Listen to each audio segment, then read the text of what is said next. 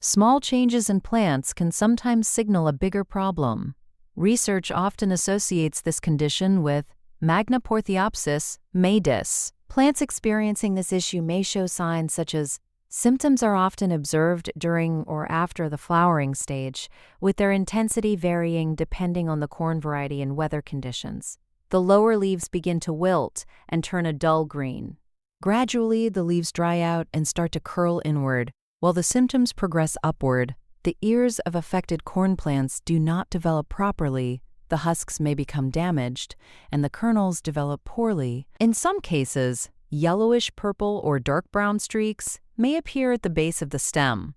Parts of the internal vascular tissue and internodes turn reddish-brown, which is clearly visible when the stem is cut crosswise. Eventually, these tissues become dry, shriveled, and hollow. Several factors can contribute to this, including the symptoms are caused by the fungus scientifically known as Magnaporthiopsis maydis. This fungus can overwinter in the soil and may also survive on seeds. Spores present in the soil or on seeds infect the roots of seedlings through small wounds and gradually invade the tissues as the plants develop. Within the vessels, spores move from the roots upward through the stem and into the ears and kernels of the corn. Optimal conditions for disease development include a constant temperature of around 24 degrees Celsius or naturally fluctuating temperatures between 20 and 32 degrees Celsius. Higher temperatures can inhibit fungal growth and are less favorable, such as temperatures around 36 degrees Celsius.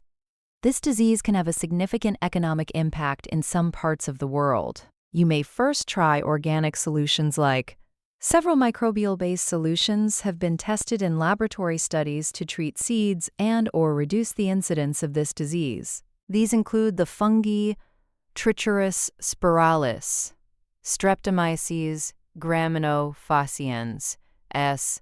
gibsoni, S. liticus, S. nogulator, S.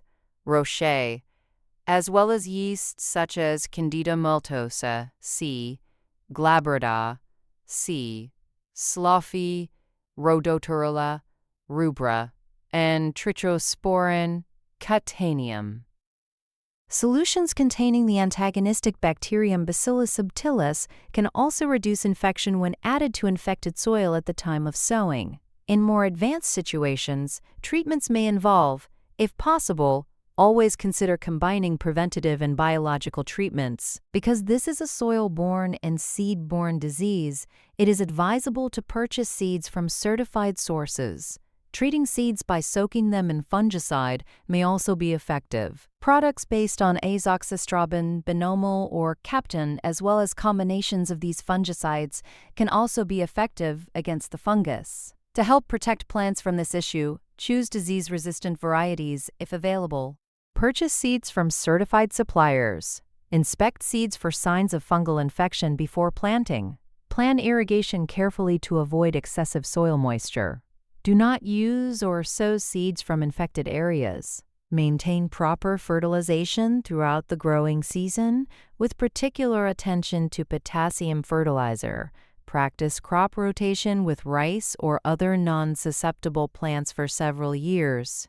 Overall, remember that the disease usually occurs during or after the flowering stage. The plant begins to wilt from the bottom upward. The leaves first turn grayish-green and then gradually dry out. The lower internodes lose their normal color, turn reddish-brown, become soft, and eventually become hollow and dry. Follow the channel for more plant care knowledge.